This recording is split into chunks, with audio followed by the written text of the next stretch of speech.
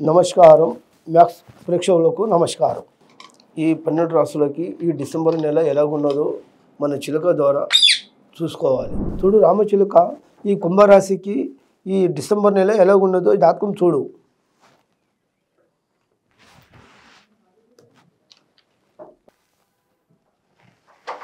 అమ్మవారు కనకదుర్గ.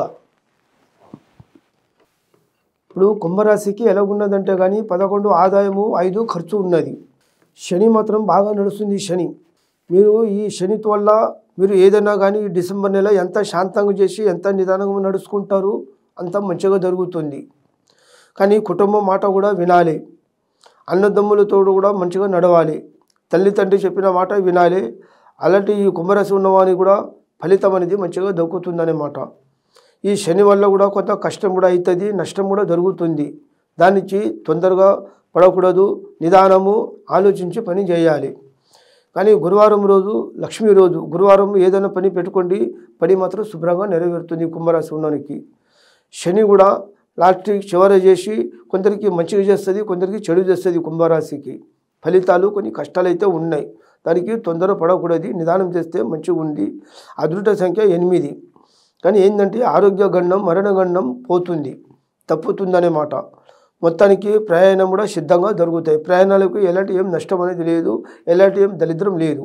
కానీ విదేశ ప్రయాణమైనా మంచిగానే శుభం కలిసి వస్తుంది. ఉద్యోగంలో ఎలాంటి కష్టం రాదు, ఉద్యోగంలో లోతు అనేది ఉండదు, ఉద్యోగం మాత్రం మంచిగానే నెరవేరుతుంది. మళ్ళీ ఏంటంటే కొన్ని కుటుంబ సమస్యలు నెరవేరుతాయి. దాని గురించి తొందరగా వెళ్తే అనేది పడవద్దు. ఎంత నిదానంగా చేస్తారు అంత మంచిగా కలుగుతుంది మీకు.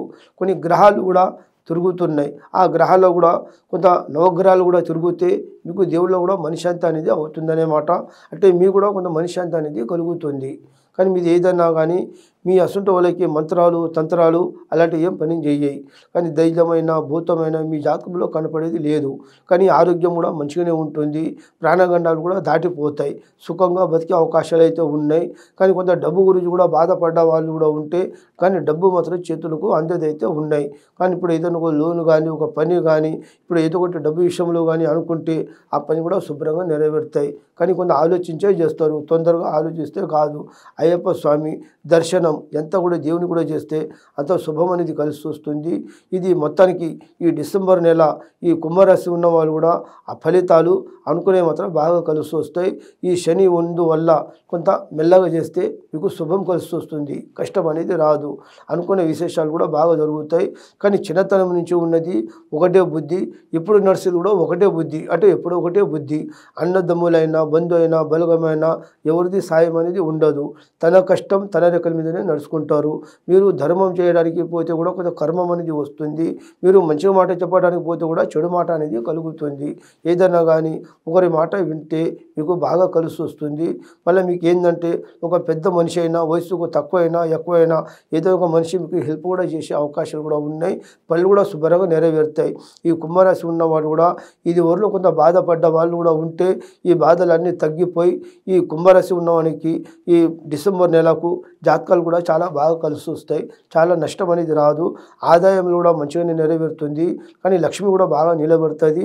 అనుకునేది కూడా సాధించగలుగుతారు. ఉద్యోగంలో కూడా మంచి పేరే వస్తుంది. మళ్ళీ ఏరియా కంపెనీ గురించి ఆలోచిస్తే కూడా ఏరియా కంపెనీ కూడా అవుతుంది.